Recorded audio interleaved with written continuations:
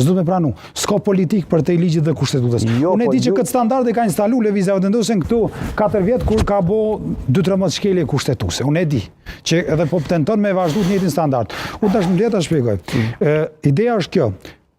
Politika duhet zhvillohet brenda kuadrit kushtetues dhe ligjor. Këta po tentojnë që politikën mja mbi vën kushtetutës edhe ligjit. Për sa i përket anës politike, fuqia e tyre u po, i kanë 52 vota i patën herën e parë, sot nuk guxon as me qit në votim, as me sjell në votim.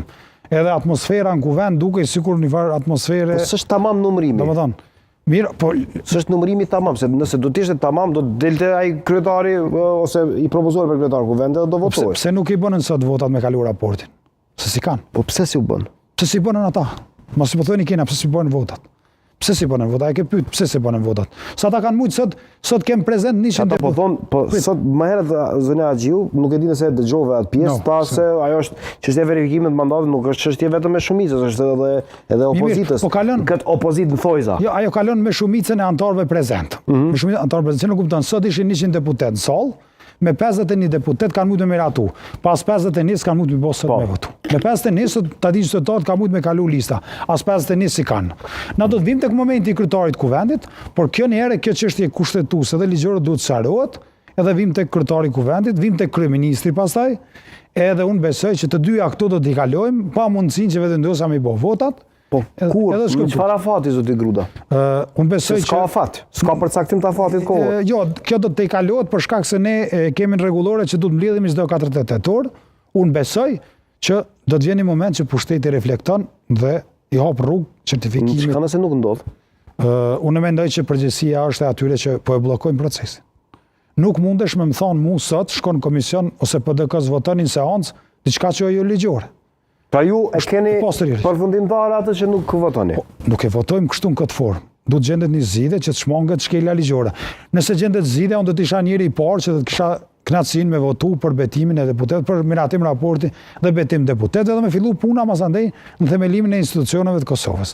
Por, ju siç e shihni, këta duan të mbajnë 2 pozitat, ndërkohë që qeveria e Kosovës ka harruar qytetarët e Kosovës që moti do mos merren me allët qytetarëve të Kosovës, merren me numra gjithë ditën që me boni qeveri 3, rrymen e kanë shtrejtu 16% para një jave. Po në fund edhe allët e qytetarëve nuk janë kërkuar në agjendë dite. Çfarë, po kur bëhet qeveria dhe kur zgjedhet kryetari i kuvendit, gjithçka reduktohet numra, zoti Gruda. Po, prandaj ju pyeta më herët, thash ndoshta ja keni dhënë mundësinë atyre që ndoshta ata si kanë numrat, e ju ja keni dhënë atë mundësi që pastaj ju akuzojnë ju e thoni se ju po bllokoni. Ne ata do ta kenë mundësinë e vet. Kushtetuta ju jap mundësinë e vet.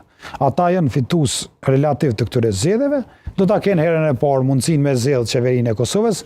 Nëse nuk arrin me zgjedh, herën e dytë i takon Partisë Demokratike. Partia Demokratike është duke punuar që të krijojë shumicën bashkë me parti tjera që kanë qenë në opozitë, edhe kryeministri i Kosovës të jetë Bedri Hamza, mas pari munal kjo praktik antiligjore. Bedri Hamza ka lënë, si thash, detyrën e deputetit për me respektu ligjen dhe kushtetutën, edhe për mu kthy tek temat që kanë lidhje me mirëqenien e qytetarëve të Kosovës, ato që kanë qenë programi jonë gjatë zgjedhjeve.